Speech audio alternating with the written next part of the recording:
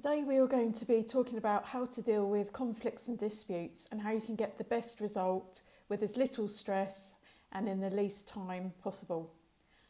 Hi and welcome to Feeling is Healing, where we support people who have previously felt powerless in relationships to develop self-trust in order to have healthier, happier and more fulfilling lives.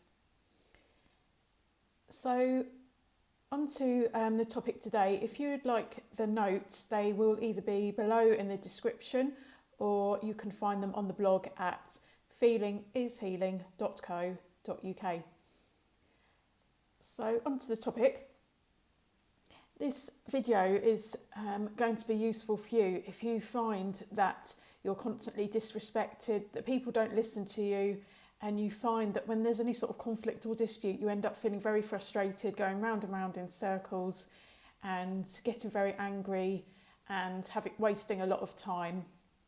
And there seems to be no sense of fairness or justice. If you have any examples of your own, please write them in the comments below. So it's a common misconception that people will treat us how we treat them. You know, there's this saying, treat others how you would like to be treated.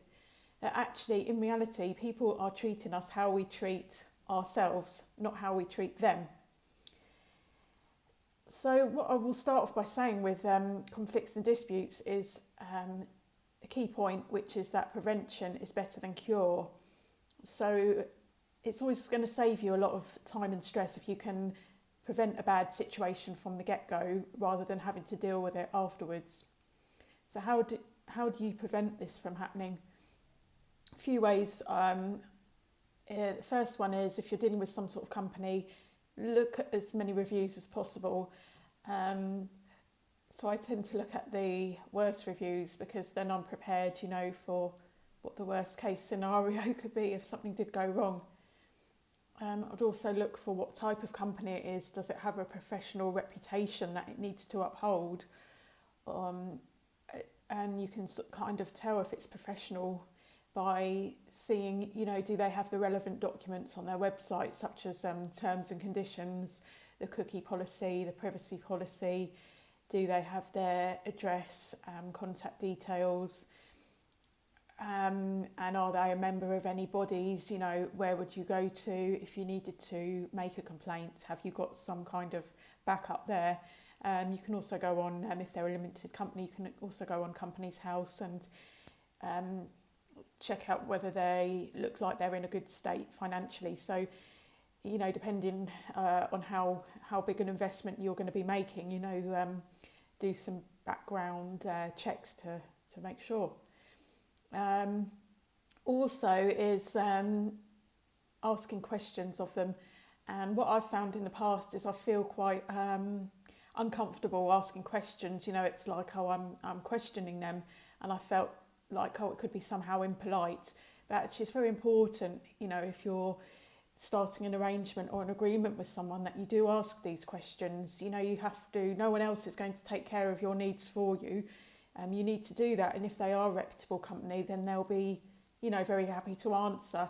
If there's someone who takes pride in the level of service that they offer, they'll be very happy to be able to answer those questions. So, in a sense, if you're asking someone a question and they're getting defensive, then that's probably a good sign that you wouldn't want to deal with them anyway. So it's, you're saving yourself from getting involved in something that's not going to be reputable and not going to be good.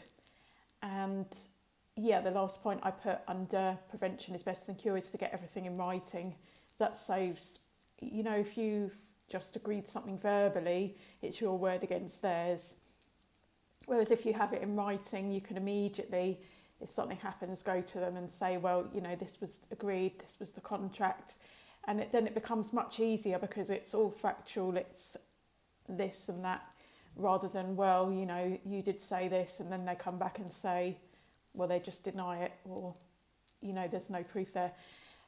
Okay, so on to dealing with difficult people, and why do we get unstuck in these kind of situations when we're dealing with difficult people? And an important point is projection. So we project onto other people we're projecting onto them our qualities. So say you're very honest, you like to do things by the book, you're very conscientious, you take care of things, you like to treat people well, you will automatically project that this is how other people behave. And so if the other person is not like that, then it can be quite a shock, and things can take an unexpected turn. So this is why at the beginning, you know, it's really prevention is better than cure. Those points are very important. So what would happen if you were dealing with a reasonable person, and how would that be different from dealing with a difficult person? Well, in a normal situation, when you're dealing with someone reasonable, there's a element of wanting to have a relationship and maintain a relationship.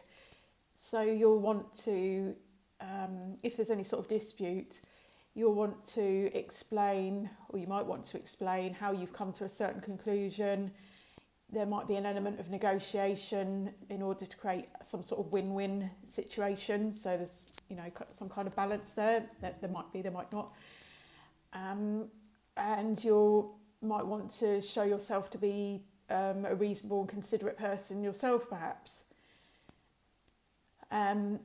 Whereas when the difference is when you're dealing with someone perhaps who's narcissistic, is that there's no element of compromise. They don't care what's fair, they don't care what's right. Any rules, according to them, don't apply to them, and their agenda is to get whatever they possibly can. They'll be wanting to get as most out of you as possible. And so your boundaries need to be really strong and firm, and you need to take a different approach, which is very matter of fact. You're giving them as least information as possible. You don't want to be making concessions, because they will take full advantage of that.